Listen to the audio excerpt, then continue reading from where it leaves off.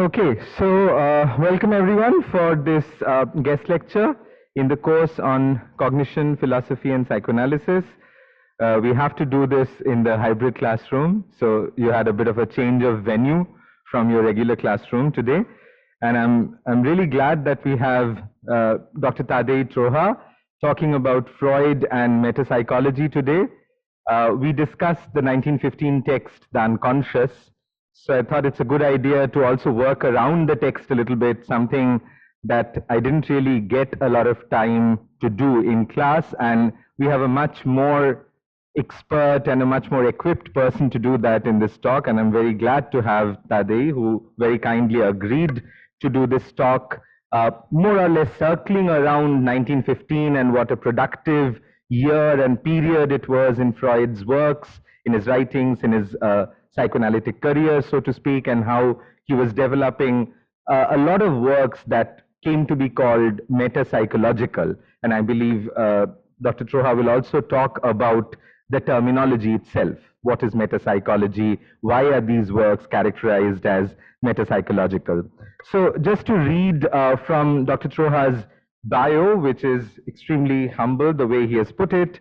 Dr. Troha is a research associate at the Research Center of the Slovenian Academy of Sciences and Arts, Institute of Philosophy, Ljubljana, Slovenia, and he's an assistant professor at the Department of Educational Studies, Faculty of Arts, University of Ljubljana, Slovenia. His research interests include Freudian and Lacanian psychoanalysis, ethics, political philosophy, and modernist literature. And his talk today is titled Freud and the Surge of Metapsychology. So very warm welcome to Tadej, and please go ahead. The floor is yours. Thank you. Thank you. The invitation to give this lecture has caught me in the, let's say, in the early stages of a project I have begun to work on, the project on the origins and the development of Freud's metapsychology, what metapsychology means to Freud, especially. So the research on the development of Freud's thought generally has traditionally been divided into two divergent approaches, I think. First, into historical studies of the development of psychoanalysis, and second, into theoretical discussions of the relationship between psychoanalysis and philosophy, directly or indirectly, including the philosophical potentials of psychoanalysis itself. The first approach, the historical approach, has, I think, limited theoretical ambitions and is usually content to reveal previously unknown biographical material. In contrast, the second tendency, or the second approach, is limited in its aim by a twofold reduction of the material that comes into consideration. On the one hand, psychoanalysis is often reduced to a single branch, which is presented as exclusive, for instance, Lacanian. On the other hand, philosophy is reduced to a predetermined selection, which depends on the philosophical orientation of a particular author that starts researching on this connection. To clear up the space, so to say, the object of my research is not limited to Freud, his published works, and his correspondence, but is supplemented by the contributions of the early members of Freud's psychoanalytic movement. Some of the persons you know, some of the persons you've never heard of. So the contributions of the early members of Freud's psychoanalytic movement and his philosophical contemporaries and or predecessors. I anticipate in the project that the inclusion of early Freudians, generally characterized by greater boldness and less theoretical rigor, will allow for a new probing of relevant authors in the field of philosophy and psychoanalysis, both historically and contemporary.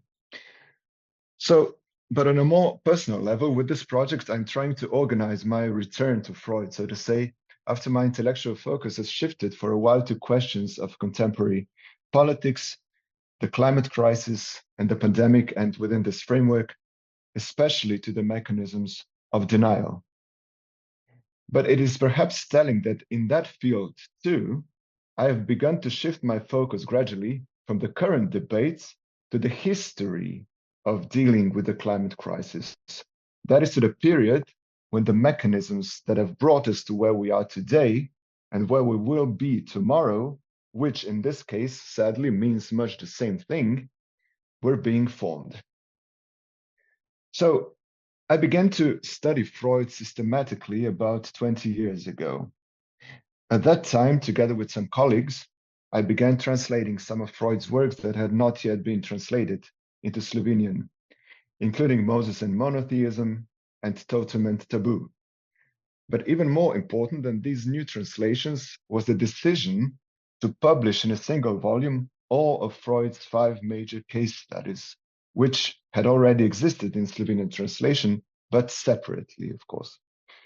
This gesture, Arka, I think this would be interesting for you as well, because I know you're a fan of Alain Badiou's, was prompted by Badiou's decision of these cases, by Alain Badiou's discussion of these cases in his 1999 text, The Crisis of Sexuality, which was included in the book called The Century, the 20th Century, published in 2005. And this gesture of putting together 5 major Freud's case studies in a single volume was, I think, absolutely formative for me. This inherently external and arbitrary gesture, by which Freud's 5 case studies were now brought together in a single volume, had an extremely real and far-reaching impact. The 5 great case studies, that is Dora, Little Hans, the Ratman, Schreber, and the Wolfman, are, in my opinion, the backbone of Freud's psychoanalysis. But they only really become such when they form a compact and connected sequence, when the vertebrae, so to say, are put together. This sequence may not be exhaustive in the usual sense. It is not complete. It is not, to use the German term, vollendet, so ended in this sense, but it is nevertheless long enough to give us a clear trajectory of psychoanalysis. I mean, this sequence of these 5 texts that were published from 1905 to 1918, but were basically written in the first one already in the end of 19th century, and the last one in 1914. Psychoanalysis. So, if we have this idea that I have, that these 5 case studies, this sequence basically forms the trajectory of psychoanalysis, what this means. So psychoanalysis has been evolving since then, of course, and will probably evolve in the future. What I'm saying is, however, that anything that detaches from this trajectory can hardly be called psychoanalysis in the strict sense. And it is not just a question of what constitutes a case in psychoanalysis. It is not just a question of the technique of psychoanalytic treatment. It is also a question of what these cases represent, so to say, as specimens of the one basic object of psychoanalysis, namely what Freud calls the psychic apparatus. I will come back to this, but in the context of this lecture, it is quite important to point out that the end of this sequence, the case of Wolfman, is intimately connected with the beginning of the next sequence, the one I'm going to talk about today, namely the sequence of metapsychological writings from 1915. And this connection is by no means merely external. So, as Arka said already, the one Freudian text you have read in this seminar is an essay from 1915, precisely the essay called The Unconscious. So just as the concept of the unconscious, of course, is one of the fundamental concepts of Freudian psychoanalysis, Lacan would also agree here, of course. So the unconscious is definitely one of Freud's fundamental texts, one of Freud's key texts. But if we take the phrase key text literally, that is, as a text that provides us with the key to the whole of Freud, we are slightly disappointed when reading it. But I think we should not be. This text is indeed a key to Freud, or rather, it is one of the duplicate keys to Freud's work. but not in the way one might expect. There is neither a clear definition of the unconscious in this text, nor a clearly formulated synthesis of all previous findings. So there is nothing in this text that that doesn't know much about Freud would expect from such a text. You would just say, okay, who is Freud? What is Freud known for? He is known for his concept of the unconscious. So if I take the text that bears this title, I'll find a simple way to enter Freud. This is not the case here, but nevertheless, I think there is something in this text that is typically Freudian and that gives us an insight of what Freud basically is in a very wide sense. So there is, again, in this text, neither a clear definition or a clearly formulated synthesis of all previous findings. But anyway, there is no doubt that the text is essentially an attempt at systematization, which is done precisely by the introduction of the topographical aspect, of the topographical point of view, that brings about the division of the psychic apparatus into two separate systems. The unconscious on the one hand, and the conscious, preconscious on the other. But as usual with Freud, systematization is not intended as a final answer, but primarily as a provisional instrument that brings forth and makes visible precisely that which eludes systematization. Or to put it in more general terms, Freud understands every theoretical gesture, every attempt at systematization, every introduction of a new concept also as an instrument that improves observation and must therefore remain indeterminate to a certain degree. Let me quote from the first paragraph of one another metapsychological text. The first one, actually, that in English translations is called instincts and their vicissitudes. But of course, we should replace this with drive, as we all know, perhaps. Okay, let me quote this text. We have often heard it maintained, says Freud, that sciences should be built upon a clear and sharply defined basic concepts. In actual fact, no science, not even the most exact, begins with such definitions. The true beginning of scientific activity consists rather in describing phenomena and then in proceeding to group, classify, and correlate them. Even at the stage of description, it is not possible to avoid applying certain abstract ideas to the material in hand, ideas derived from somewhere or other, but certainly not from the new observations alone. Such ideas, which will later become the basic concepts of the science, are still more indispensable as the material is further worked over. They must at first necessarily possess some degree of indefiniteness. There can be no question of any clear delimitation of their content. So long as they remain in this condition, we come to an understanding about their meaning by making repeated references to the material of observation from which they appear to have been derived, but upon which, in fact, they have been imposed. End of quote. So the tendency of Freud's reticence to speculation, which is visible also in this quote, but not, I mean, even here when Freud is at the most metapsychological level possible for his standards. So the tendency of Freud's reticence to speculation can be traced throughout his work. In the history of the psychoanalytic movement, which I will discuss later, he formulates his methodology in an ideal form that, of course, should not be taken literally, but nevertheless captures the essence of his approach, I think. A very short quote. I learned to restrain, says Freud, speculative tendencies and to follow the unforgotten advice of my master, Charcot, to look at the same things again and again until they themselves begin to speak. So I think it's worth repeating this one. I learned to restrain speculative tendencies and to follow the unforgotten advice of my master Charcot, to look at the same things again and again until they themselves begin to speak. However, I would say there are two levels of this approach of letting things begin to speak themselves. An example of the first is what he says at the very beginning and in the first section of the text, the unconscious. The unconscious, Freud argues, can only be recognized through its translation into the conscience. It can only be observed on the condition that it has already been transformed into something else.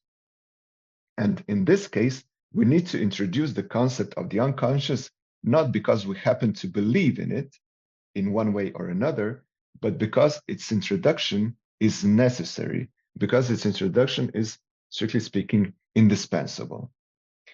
The hypothesis of the Freudian unconscious starts with a simple premise, that in one way or another, there is something that is not only another consciousness, either consciousness, or let me say like over consciousness, but something that is not conscious in any essential sense and is not conscious for anyone, not even for the big other. The presence of the unconscious becomes visible in the signals on the surface, for example, through slips of the tongue and symptoms of one kind or another. And in the first step, it is enough to simply register these signals, to allow reality to manifest itself to us as it does. But there is another level on which speculation also remains subordinate to observation and is also merely necessary, but not as a direct product of observation. I will quote Freud text from another autobiographical account of his, the one written in 1925. In German, it's called Selbstdarstellung. In English, I think it's translated as an autobiographical study. So I quote, "It would be more difficult to explain concisely how it came about that psychoanalysis made a further distinction in the unconscious and separated it into a preconscious and an unconscious proper.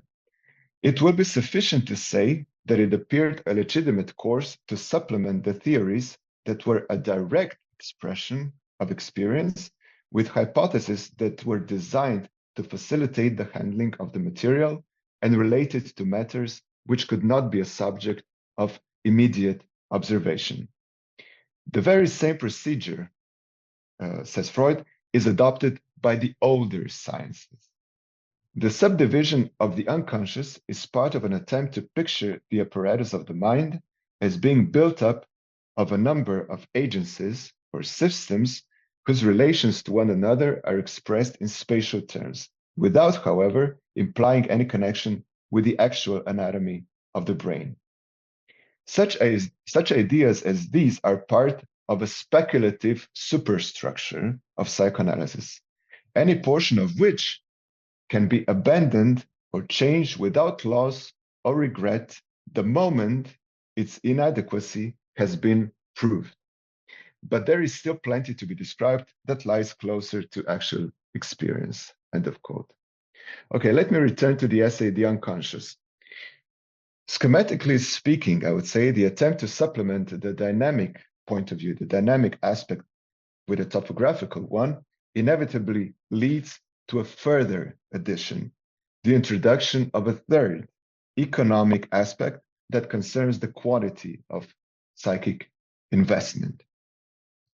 The introduction of this third aspect, of this third point of view, is not a matter of subjective choice for Freud, but again, a necessity. After introducing the concept of anti-cathexis, Gegenbesetzung in German, in order to provide a logical explanation of the mechanisms of primal repression, Freud says, I quote, "We see how we have gradually been led into adopting a third point of view in our account of psychical phenomena." The use of the passive voice, so we have gradually been led into adopting, so this use of passive voice here is not arbitrary, I would argue. On the contrary, Freud uses it to once again signal a process in which concepts and perspectives only emerge when they have to, and not when Freud or anyone else would have wanted them to.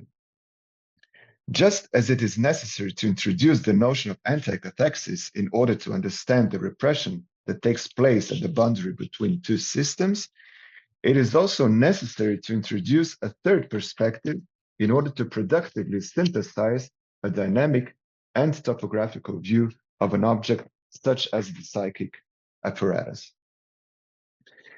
But again, it would be wrong to imagine that it is now the third economic aspect that finally solves the problem and resolves all the paradoxes. This is a temptation that Freud was never a stranger to, and it is well known that throughout his life, the fantasy that at the end of times, some future biology would provide the answer to the problems addressed by psychoanalysis in the presence, addressed by psychoanalysis as essentially of some sort of transitional science. This idea was a recurrent one in Freud, or this fantasy of biology as something that will, of this new biology that will in some way replace psychoanalysis, make it unnecessary. So that as we can get rid of any concept that proves to be wrong, so the same would go for psychoanalysis itself. So once the proper biology emerges, there will be no need for psychoanalysis anymore. Okay, but the furthest he got was the notion of the drive, which, as is well known, he defines as a border concept between psychology and biology, as a concept of on the frontier between the mental and the somatic. So when reading this text, this introduction of the third aspect especially, I think we have to be patient here. Instead of being tempted to isolate the third economic approach, it is better to remain modest and focus on the qualitative, substantive level. The quantitative aspect, so the economic aspect, is indeed one way of expressing the complexity of the qualitative problem, but it cannot be set to explain it in full. In short, if we keep it to a minimum, we can see that the distinction between the two systems, the unconscious and the preconscious, conscious or the consciousness, only makes it clear that the concepts of the conscious and the unconscious are much less distinct than we would like to believe. So precisely the introduction of two separate systems, I think, makes it only clearer that the difference between the conscious and the unconscious is smaller than we would like it to be. When Lacan, for instance, introduces the Freudian unconscious in the second lecture of the seminar 11 and distinguishes it from previous as well, we could add contemporary and future concepts of the unconscious, he points out that Freud contrasts these conceptions with, I quote, the revelation that at the level of the unconscious, there is something at all points homologous with what occurs at the level of the subject. This thing speaks and functions in a way quite as elaborate as at the level of the conscious, which thus loses what seemed to be its privilege, end of quote. But it is not just that the unconscious, which for Freud is always first and foremost a form of thought, is structurally much more similar to the conscious than others have suggested. Moreover, some parts of the system consciousness, or at least some parts of that systems, are also characterized by traits that are otherwise attributed to the unconscious. So not only is the unconscious more it looks like consciousness if we take it seriously, also is the consciousness much more unconscious than we would like to believe. I quote Freud here again. The truth is that it is not only the psychologically repressed that remains alien to consciousness, but also some of the impulses which dominate our ego, something therefore that forms the strongest functional antithesis to the repressed. Or to quote from the section 6 of the essay that you have read, it would nevertheless be wrong, says Freud, to imagine that the unconscious, meaning the system, remains at rest while the whole work of the mind is performed by the preconscious, that the unconscious is something finished with, a vestigial organ, a residuum from the process of development. It is wrong also to suppose that communication between the two systems is confined to the act of repression, with the preconscious casting everything that seems disturbing to it into the abyss of the unconscious. On the contrary, the unconscious is alive and capable of development and maintains a number of other relations with the preconscious, amongst them that of cooperation. In brief, it must be said that the unconscious is continued into what are known as derivatives, that it is accessible to the impressions of life, that it constantly influences the preconscious, and is even for its part subjected to influences from the preconscious. Study of the derivatives of the unconscious will completely disappoint our expectations of a schematically clear-cut distinction between the two psychical systems. This will no doubt give rise to the dissatisfaction with our results and will probably be used to cast doubts on the value of the way in which we have divided up the psychical processes. Our answer is, however, that we have no other aim but that of translating into theory the results of observation, and we deny that there is any obligation on us to achieve at our first attempt a well-rounded theory which will commend itself by its simplicity. We shall defend the complications of our theory so long as we find that they meet the results of observation, and we shall not abandon our expectations of being led in the end by those very complications to the discovery of a state of affairs which, while simple in itself, can account for all the complications of reality. End of quote. We have already discussed the fact that Freud does not give a clear definition of the unconscious in this text. I mentioned it.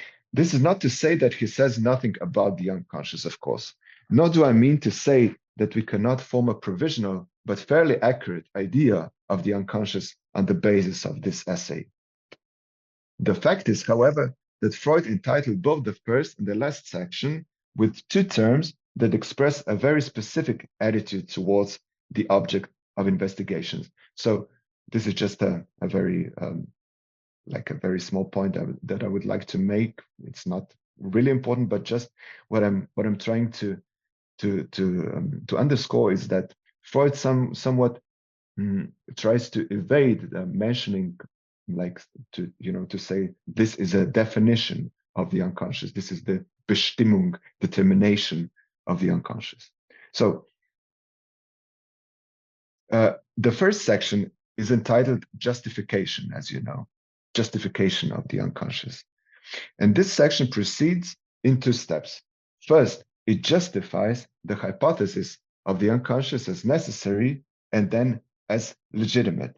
That is, as something that represents the continuity of a way of thinking that is recognized as correct, and not, simply put, as any attempt, as any empty fantasy or fiction. So what Freud argues here is that I'm only using the logic that we have kind of agreed that it is a correct one, the logic that stems from our conversations, from the level of the consciousness, and I only kind of extend it, to the end, and then at the end I see that also on the other side there is the same logic, but that we just have to go on. So if within of the world that we know, we find some holes or some cracks in it, we just have to carry on with the same logic and just say, okay, there cannot only be something, that makes no sense. There has to be something that produces this. So this is what he means by, just like why the hypothesis of the unconscious is legitimate. And in this first section, it is about justification of this concept itself. But if the term justifications already carries many connotations in the German, including the meaning of apologia, the title of the last section is even more interesting, I think. In the English translation, it says assessment of the unconscious, but in the original German, Freud uses the word Agnoszierung, which is a very strange word, Agnoszierung, which can be translated as identification, not as an assessment, but more as an identification, where the emphasis is, I think, on the externality, the superficiality of perception, and the act of identification, of pinpointing, so to say. Where, for example, and this is where the word agnostieren and agnostieren is mainly used, right, right now, is this instance. When, for instance, we recognize, identify a corpse, like a dead body, by their teeth, we say we have identified, we have, wir haben diese Person agnostiziert. But we say nothing, so we identify that this corpse, this body is a certain person, but we say nothing about it in a strict sense, other than this corpse is actually this person. So it's only an identification on a very superficial level. It says nothing about this person. It says nothing in this Freudian sense. It says nothing about the unconscious, but in the first place, it only says, okay, this also is the unconscious. This, what we are reading in the last section, also this is the unconscious. Okay, so far I have not gone into analysis of this text and have stayed on the surface. I will now take an additional step in the same direction. The unconscious was part of a larger project for Freud, a book project on metapsychology.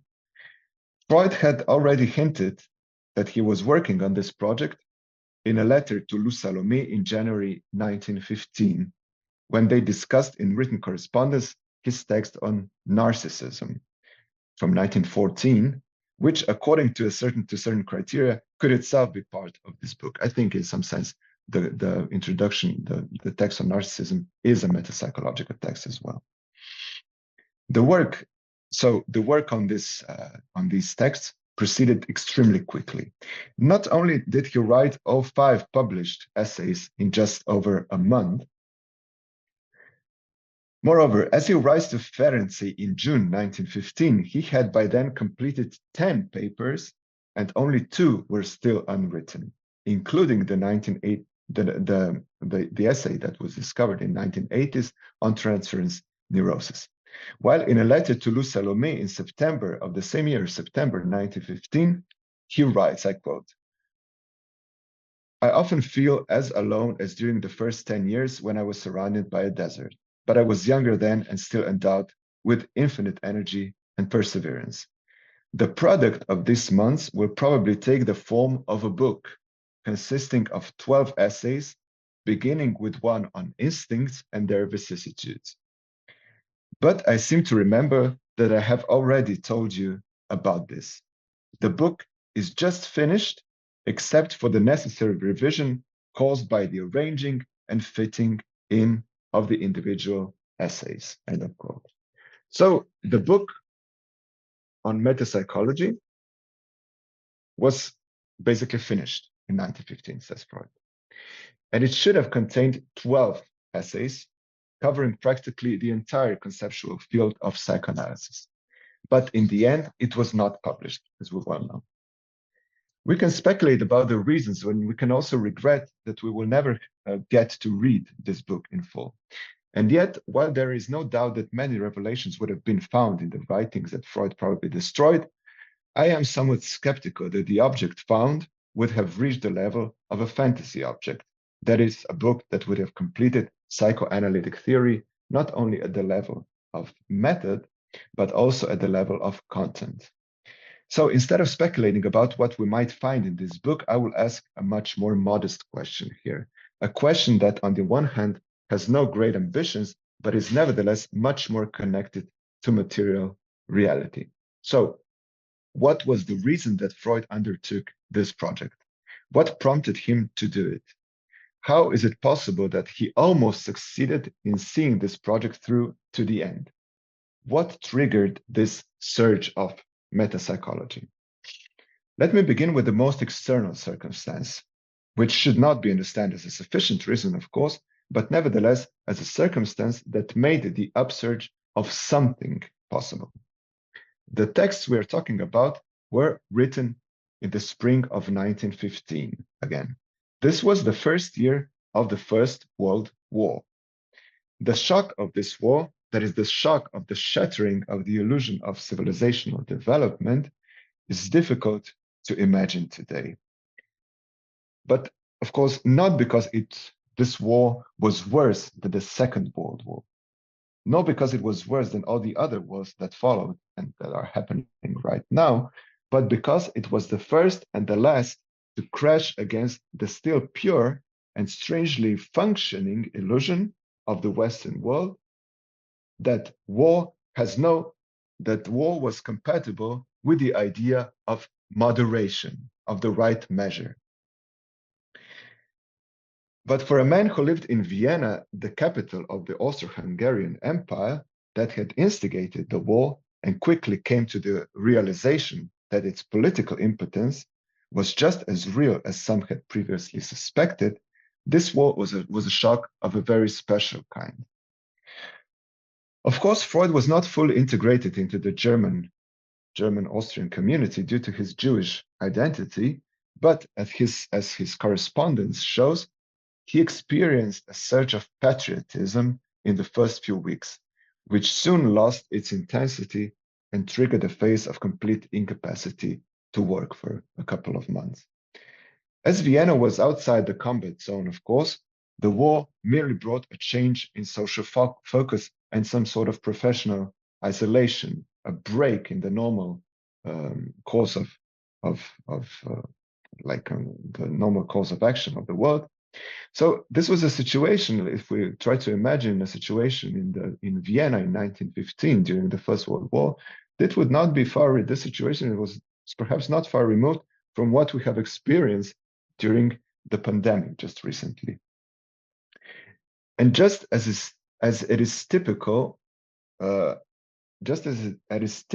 such situations to cause lethargy in the first phase, it is often followed by reversal. This lethargy is often followed by reversal, and this was also the case with Freud. When he lost most of his patience and the intensity of the collective effort radically declined, Freud began to isolate and write frenetically.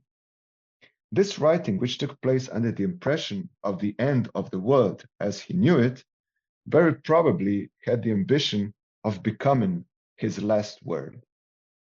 But when not only had the world as he knew it ended, but the war that had ended it would itself not end, the return of potential lethargy connected to this with a shift in focus. The ambitious last word, the pompous last word, a book on metapsychology, was replaced by a last word of a much different kind, a summing up of earlier findings, not an ending, but a return to the beginning. When he was offered in 1915 the opportunity to prepare lectures for an introduction to psychoanalysis, that are now known as introductory lectures onto psychoanalysis, he accepted the offer and kind of abandoned the project of his book on metapsychology. So instead of the book of metapsychology, that would be his final word, he shifted his focus on preparing the introductory lectures, which kind of instigated him to get back to the beginnings of his work. So to make like, let's say, a new beginning to his work. So if war was the first reason for this upsurge of metapsychology, the second reason is much more substantive, I would say. The text that appeared in a few months in 1915 can be read as an explication of the core of psychoanalysis, countering the attempts to reshape psychoanalysis, to redefine psychoanalysis. In this sense, the metapsychological writings are nothing more than a theoretical continuation of the final confrontation with Alfred Adler and Carl Gustav Jung, which he undertook in the last chapter of The History of the Psychoanalytic Movement, written in 1914. Freud himself repeatedly stressed that polemics was not his cup of tea, but that is precisely what made the decision to take it up publicly and directly all the more groundbreaking for him. When he started writing this text, so the text on the history of psychoanalytic movement, he wrote in a letter to Lou Salome, I quote, "I am busy writing contributions to the history of the psychoanalytical movement for a Jahrbuch and expect that this statement of mine will put an end to all compromises and bring about the desired rupture." If you have not read this text, I definitely recommend it. In it, Freud systematically spells out the differences between himself and the two renegades, not Freud, but Adler and Jung. Instead of a summary, let me just add the two most essential quotes. I think this will suffice to give an impression of what Freud is doing here. So as far as Adler is concerned, the first one, Freud's criticism is manifold. At the first level, he reproaches him only with the fact that in his desire to autonomize himself, he has carried out a bare imitation, a rebranding, so to speak, of psychoanalysis, replacing certain concepts with other words without adding anything really essential. But much more fundamental is the problem illustrated by the following quotation by Adler's basic belief in an omnipotent ego that keeps libidinal impulses in check results in a distortion of reality. So that here will be a bit longer quote. The third part of the Adlerian theory, the twisted interpretations and distortions of the disagreeable facts of analysis, are what definitely separate individual psychology. This is the name that Adler uses instead of psychoanalysis. So this is what definitely separates individual psychology as it is now to be called from psychoanalysis. As we know, the principle of Adler's system is that the individual's aim of self-assertion, his will to power, is what in the form of a masculine protest plays a dominating part in the conduct of life, in character formation, and in neurosis. This masculine protest, the Adlerian motive force, is nothing else, however, but repression detached from its psychological mechanisms, and moreover sexualized in addition, which ill accords with the vaunted ejection of sexuality from its place in mental life. The masculine protest undoubtedly exists, but if it is made into the motive force of mental life, the observed facts are being treated like a springboard that is left behind after it has been used to jump off from. Let us consider one of the fundamental situations in which desire is felt in infancy, that of a child observing the sexual act between adults. Analysis shows, in the case of people with whose life story the physician will later be concerned, that at such moments, two impulses take possession of the immature spectator. In boys, one is the impulse to put himself in the place of the active man, and the other, the opposing current, is the impulse to identify himself with the passive woman. Between them, these two impulses exhaust the pleasurable possibilities of the situation. The first alone can come under the head of the masculine protest, if that concept is to retain any meaning at all. The second, however, the further course of which Adler disregards or which he knows nothing about, is the one that will become the more important in the subsequent neurosis. Adler has so merged himself in the jealous narrowness of the ego that he takes account only of those instinctual impulses which are agreeable to the ego and are encouraged by it. The situation in neurosis in which the impulses are opposed to the ego is precisely the one that lies beyond his horizon. End of quote. As far as Jung, on the other hand, is concerned, the problem is somewhat different. Jung, like Adler, is accused by Freud of sliding from psychoanalysis into a form of Weltanschauung, which for Freud means a schematic theory of the universe that overrides the contradictions of reality. But in Jung, the reduction is much more elusive. Just a shorter quote. All the changes that Jung has proposed to make in psychoanalysis flow from his intention to eliminate what is objectionable in the family complexes, so as not to find it again in religion and ethics. For sexual libido, an abstract concept has been substituted, of which one may safely say that it remains mystifying and incomprehensible to wise men and fools alike. The Oedipus complex has a merely symbolic meaning. The mother in it means the unattainable, which must be renounced in the interest of civilization. The father who is killed in the Oedipus myth is the inner father from whom one must set oneself free in order to become independent. Other parts of the material of sexual ideas will no doubt be subjected to similar reinterpretations in the course of time. In the place of a conflict between ego-dystonic erotic trends and the self-preservative ones, a conflict appears between the life task and psychical inertia, using Jung's term. The neurotic sense of guilt corresponds to his self-reproach for not properly fulfilling his life task. In this way, a new religio-ethical system has been created, which, just like the Adlerian system, was bound to reinterpret, distort, or jettison the factual findings of analysis. The truth is that these people have picked out a few cultural overtones from the symphony of life and have once more failed to hear the mighty and primordial melody of the instincts. End of quote. For Freud, the problem that unites Adler and Jung is not simply a departure from his own views. As he himself repeatedly claims, he has no problem with that. Nor is the problem simply that the former carries out a rebranding of psychoanalysis into individual psychology, while the latter wants to carry out a hostile takeover.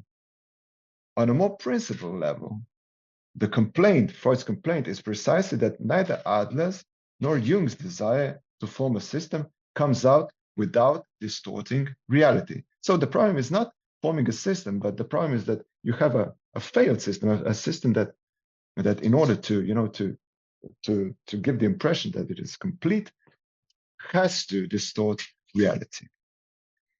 So it is precisely the pursuit of a non-contradictory synthesis of speculation and observation of material reality that is, I think, at the heart of Freud's project of metapsychology.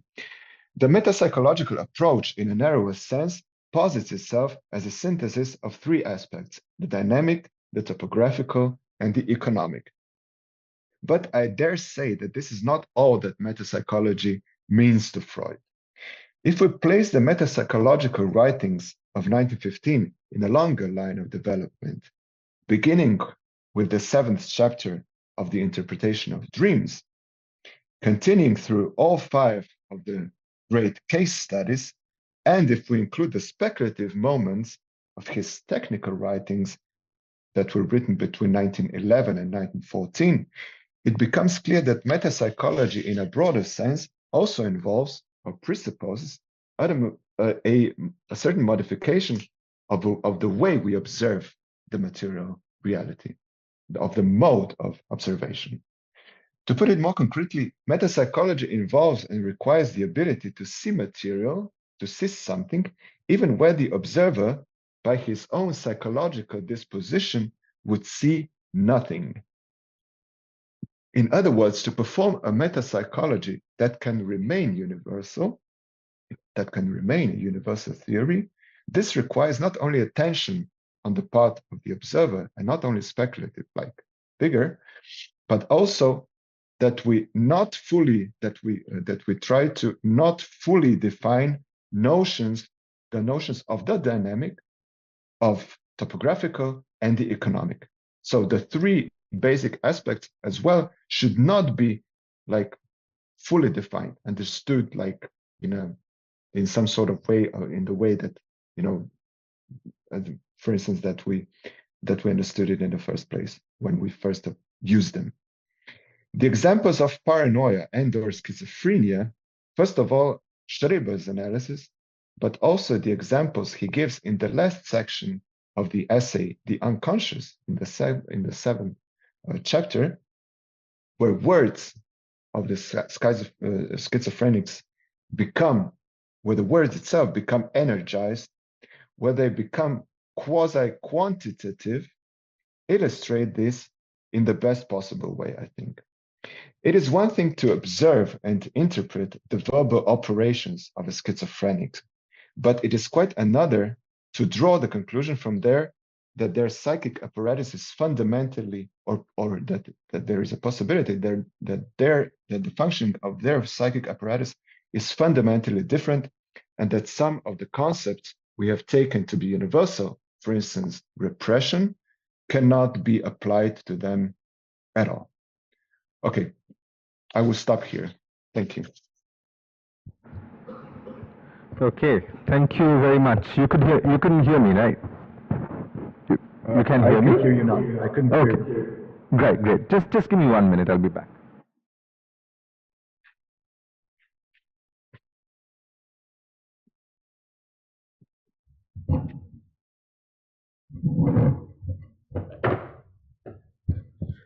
Thank you for that very lucid and wide-ranging talk, putting Freud's text in context and also illuminating the connections between metapsychology and psychoanalysis on the one hand, why Freud aborted the metapsychological project, and the differences between Freud on the one hand and Adler and Jung, and especially the way you talked about the question of material reality and the way it went back to that idea of observation and speculation. So I was thinking about the way observation and speculation were kind of paired in a dialectical mode, and how metapsychology perhaps demands a certain kind of an engagement with material reality, if I understood you correctly, without the distortion of reality that Adler and Jung were accused of doing, at least from Freud's point of view. Yeah. Right.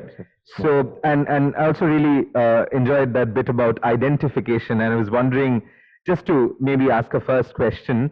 So two questions, in fact. One is, maybe for the benefit of the class, you could perhaps go over that idea of material reality a bit more, and perhaps could tell us about that question of distortion and how that differentiates the aborted metapsychological project with what psychoanalysis wants to do. That would be one sort of question. Maybe it's just I guess a request to re-articulate that a little bit more, perhaps. And also the point about identification, I was wondering whether it's possible to bring in the more clinical idea of identification here, in that use of the word, as you mentioned, instead of the assessment of the unconscious, it's more like an identification, and especially like the way you use the example of the corpse. So, I mean, I was just wondering if there is anything more to this identification along the lines of what Freud would suggest in the group psychology text, talking about different kinds of identification. So these are the two opening questions I had, but then I'll give it over to students and they might have questions. Thank you. Okay, thank you. It was a great summary. I'm kind of surprised that you were able to understand all the basic stuff that I was talking about. So, but as the material reality, so that the idea has always been for Freud. I think he was very proud of this, and took it as one of his, he was proud of being able to insist on this decision, that also kind of stems from the psychoanalytic procedure, of course, but at first also from the self-observation, is that this idea, so basically it's about, you know, it comes very useful in the psychoanalytic procedure as well, of course. So it is this idea that or the ideal is that we that, for instance, not we, but that the psychoanalyst, like the analyst, puts himself into a position where he doesn't even think about, doesn't even try to understand what the analysant is saying, but only listens, and only kind of listens in a way that, you know, not Freud, I mean, in his technical papers, he says the idea is to listen without trying to remember anything. So in a way, the analytic procedure, the analytic way of observation is an uninterested one, just as, for instance, not unsimilar to the way we watch television, or, you know, like just watching it, not trying to understand, not trying to remember anything, but just kind of letting the impulses get into our heads.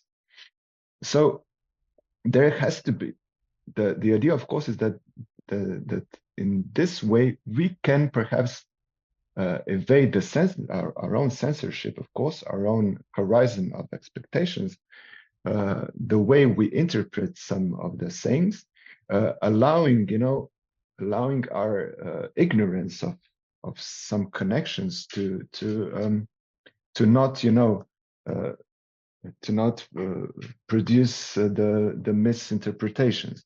So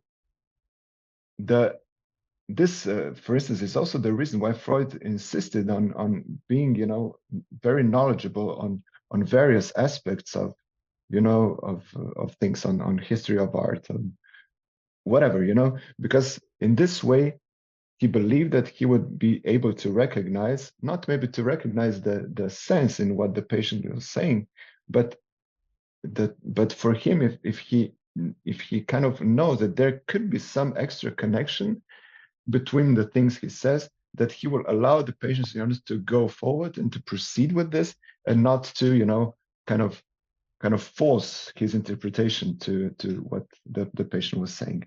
So in this sense, the ideal is, you know, I quoted the one where he mentions Charcot. So the idea was to just to let the reality speak in itself. So, but of course, he also says that we need some concepts, you know, to approach the reality.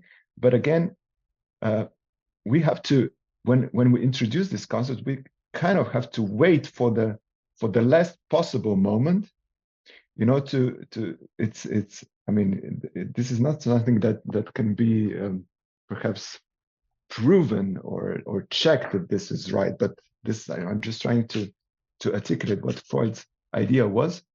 So to wait until the old way of observation is kind of gets empties out, and we need like a new concepts to organize the material reality.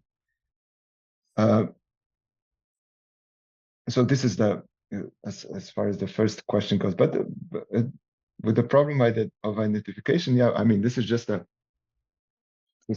really a speculation on my side, but this word agnostirung, he also mentioned it in a letter to Luz Salome, for instance, when he's talking about this text. He just says that, you know, I'm trying to make some sort of he says, I'm trying to say some sort of, to put in this text a definition of the unconscious, a Bestimmung in German, but this definition would be something akin to Agnoszierung, to identification. So I think what he's trying to say is that there is a you know, especially we're trying to say that this there is no way, you know, if we kind of don't want to understand the unconscious as another consciousness, so we have to change the way we actually define things. I think perhaps this would be the idea. So if we know from the essay that you've been reading, right, that when he introduces this distinction between the systems, then all of a sudden, when he, when you get this derivatives of the unconscious, that they are able to kind of mm, in like what is the word, to kind of infect the consciousness with its with the virus of the unconscious. So then we don't, we kind of end up with not knowing anymore whether the unconscious is really something separate, or is it just like this of the consciousness not being able to form like a reality that would not be paradoxical. So I think this is the idea of his let me say, of his trying to find another word for to use instead of definition or instead of Bestimmung, something that is more external, something that is just like more, okay, I will identify this and not go into, and also because perhaps this is also in the mass psychology paper, the unary trait, as you know, perhaps this is something that you referred to. So this is also something that is very external. You identify with another person by something that is quite unimportant, something that doesn't have any like depth, but just like the way someone speaks or the way someone moves his hand when he speaks. So I think this external point of view, I think is something that is essential here. Yeah, that's great. I had some follow-up points, but maybe I'll wait on. Are there questions from the floor, from the students? Anyone who has a question can raise your hand, and yeah, we have a microphone that can go to you. I think Rahul has a question, maybe. Yeah. Thanks, Vishal. So it's in regards to your quote where you mentioned to look at the same things again and again until they begin to speak themselves. Now, another stream of psychology, like Husserl was trying to develop phenomenology and particularly this idea of movement towards the thing themselves, to not have any sort of preconception, but look at things as they appear to you. And I was just trying to read this in reference to psychoanalytical unconscious as along with this idea of towards the thing themselves. So was in Freud's writing, is there a conscious or unconscious mention between these streams? Or the other way around, can we look at unconscious something that is both within, as shown in his iceberg metaphor, or outside, external, like language, like an example of language which is also out there and also within? Okay, the first thing I would like to add here is that for Freud, this if we let's say an individual in the like in everyday life to I mean, this idea that you can kind of observe things without any pre-made interpretations of without any horizon of expectations, this of course is a fantasy. But so Freud is very careful in I think in saying, and also I think this is the way to understand it, is that this type of observation requires a particular situation, which is an analytic situation. So it requires the analyst, it kind of happens within transference. It doesn't happen outside. So there are some rules of the way to get into this possible to approach this different way of observation that is more technical, that is actually not very human, just to say it like this.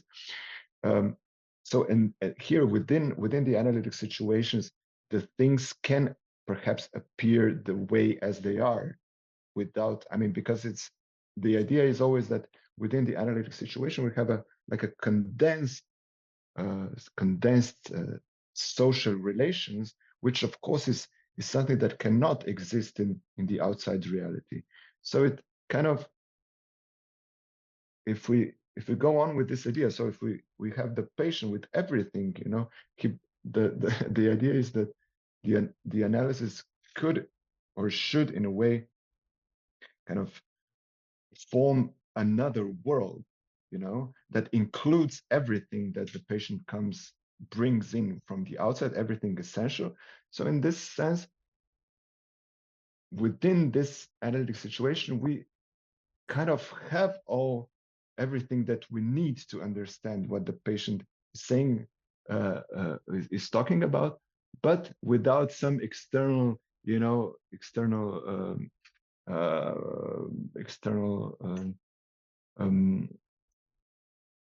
framework. So, but this, I'm not sure if this is an answer to your question, but this is just one point that I wanted to make. But as far as the observation goes, and what, especially in this last chapter of the unconscious that is dealing with schizophrenia, you know, what I was trying to say is that, and also in the analysis of Schreiber. So what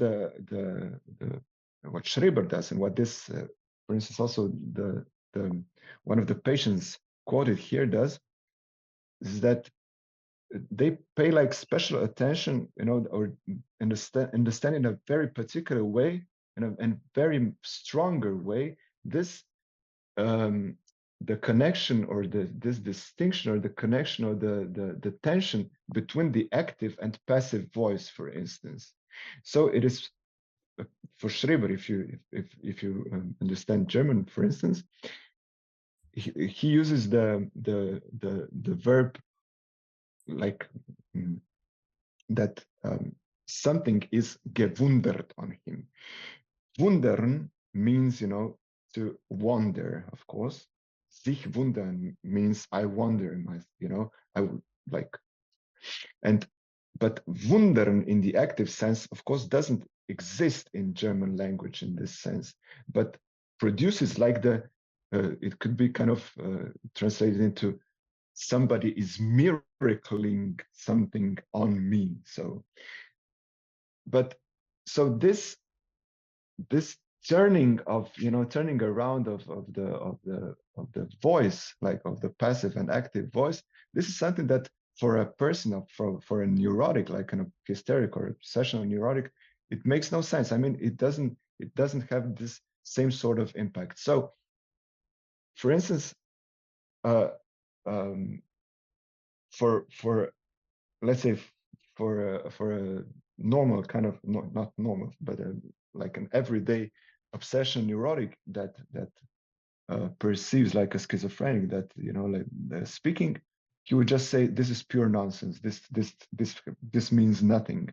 But if he would understand that for this other person there are some ways or some elements in the language that are capable of, you know, of carrying much more, like a much more sense, or a message that is much more essential, then this would not mean for me, you know, to understand what he was saying, but just to accept that there could be something in what this other person is saying. So this is what I was trying to say with that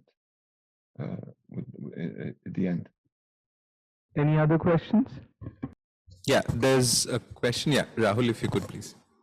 Hello. Hello, sir. It's very nice to attend your lecture. I don't actually have a question, but I have a bit of confusion regarding the material reality you explained. You said that the psychoanalyst listens to the analysant, and he is the person is being, nothing is interpreted according to what that person is saying or something. But you also mentioned that the psychoanalyst observes something. So I want to know, what does these observations lead to understand if you are not interpreting anything? So I hope my question is clear.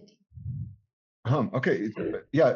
So in one sentence, what Freud is aiming at is some sort of a suspension of understanding. So not interpreting like a certain senses or some slips of tongues immediately, but to perhaps to wait for for something to come in the let's say in the next session or after a month, just registering what the analysant is saying, and then wait for to establish some connections and not hurry with this interpretation. So the observation, but of course observation refers to to listening, to to seeing. It's just this is part of the same of it encompasses all the possible way to to observe the material